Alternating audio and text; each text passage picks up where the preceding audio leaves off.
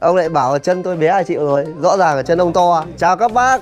Ngày hôm nay thì sau những ngày mưa thì ngày hôm nay lại là những ngày nắng đây. Hôm nay chúng ta sẽ đi review con gì nhỉ? Một tuần vừa qua là chúng ta toàn review những con 4m3, 4m4 thôi. Ngày hôm nay thì chúng ta sẽ lên sóng một mẫu xe máy cơ đời nhà Tống đi. Kia K125 nha các bác. Kia K125. Bây giờ là 3 giờ 3 rưỡi rồi. 3 rưỡi chiều. Đây vẫn hành trang như mọi lần. Đấy.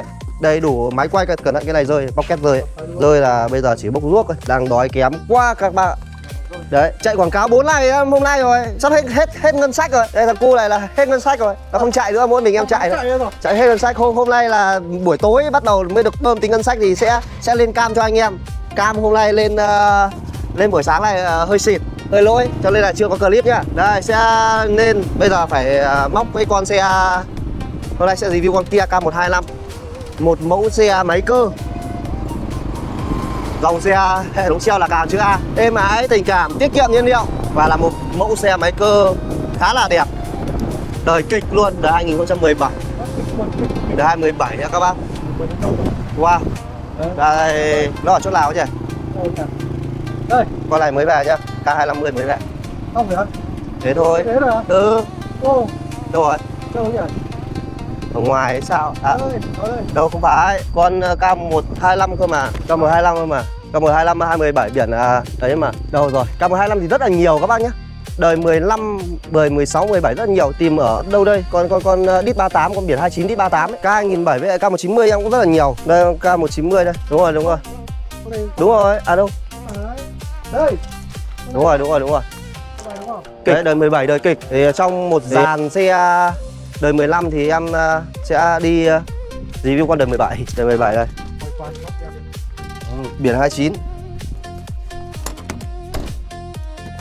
Rất tươi xe nhé. Nhìn mỹ miều luôn. Đấy.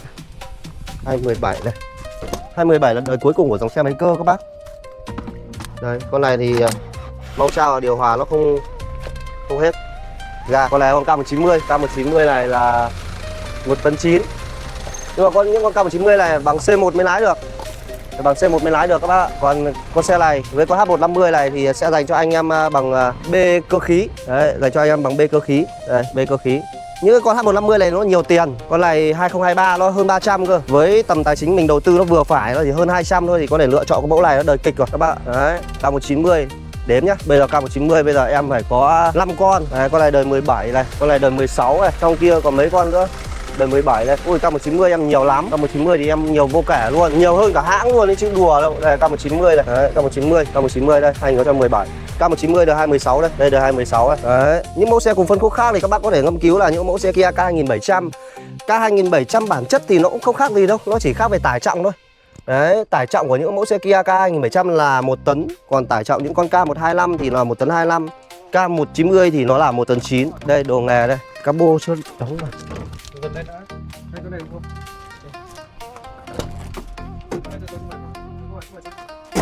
Rồi, ok. Vẫn còn nguyên ghế lỉ nguyên bản nhé. Nguyên ghế lỉ nguyên bản này. Số má này. Đóng cửa như G63 luôn. Mấy ông rất thích để cái vô lăng nó tụt xuống nhé. Chỉnh lên. Chặt lắm. Đấy, được. Chặt lắm. Dòng này phải sấy anh ạ. Đấy, dòng này nó phải sấy. Sấy không kỹ là tụt bình. Ui, nhỏ lòm này. Không cần mang. Điều hòa công ty nhá. Điều hòa công ty thì nó sẽ có cái nút AC như thế này. Điều hòa công ty thì nó sẽ có nút AC như thế này. Đấy. Không cần đâu. Không cần. Tự tín lên thì bình nó khỏe nó mới nổ. Cửa bên đấy chưa đóng. Đây bàn thờ tablo đang báo dầu này. Anh chỉ sợ hết dầu thôi chứ. Không sao đâu. Vòng tua đang canxi đang để hơi cao. Chỉnh đâu mà chỉnh đây. Cái dòng xe này là 5 số tiến 1 số lùi. Nó chẳng có gì để dòng xe máy cơ nó chẳng có gì để hỏng cả. Phanh tay, ghế lỉ nguyên bản, đăng kiểm đến tháng 8, đăng kiểm 6 tháng một lần. Đấy. Cắt dây an toàn nhá, cái đi xe. Kịch bản đây anh tờ. Đây, kịch bản của các bác đây. Đấy, đầu tiên. Hôm nay chúng ta sẽ review chiếc xe Kia K125 đời 2017. Đây là chiếc xe đời cuối cùng của dòng xe máy cơ các bạn. Góc quay 360 độ. Lái chúng ta sẽ test hệ thống lái và test xem số má có một nào hay không. Một điểm trừ của những cái dòng xe máy cơ đó là anh em sợ lái nó mỏi, đúng không anh em? Không cho ăn thì lùi lại tí nữa. Để thẳng xe ra. Đứng bẻ lái lúc ấy luôn chứ. Nói chung là đang đi đời cao chuyển sang đời thấp nó cũng hơi chối tí. Mình cũng đã hiểu phần nào cái cảm giác của các bác chủ đang đi kiểu đang đi Lexus chuyển sang đi Vios. Đúng. Nó khác Tuy biệt. nhiên là tiền nào phải đấy thôi. Với lại là cái dòng xe này tuy là nó lỏ về cái việc rằng là đi nó không sướng được như những cái dòng 6 số, nhưng nó bền, giữ giá kìa. Quá dự giá luôn. Cái đợt mới mua con này bao nhiêu? Đợt 2017 con này bao nhiêu tiền? 2017 con này thì con K165 nó rơi tầm gần 400. Con này rẻ hơn mà. Đấy, bao nhiêu năm, chục năm bây giờ con này lỗ bao nhiêu đâu? Dừng chơi bắt đầu kia. Hả? Dừng chơi để bắt đầu tái. Đấy thì ngày hôm nay chúng ta sẽ trải nghiệm chiếc xe K125 này. Clip chi tiết thì sẽ được công chiếu vào ngày mai.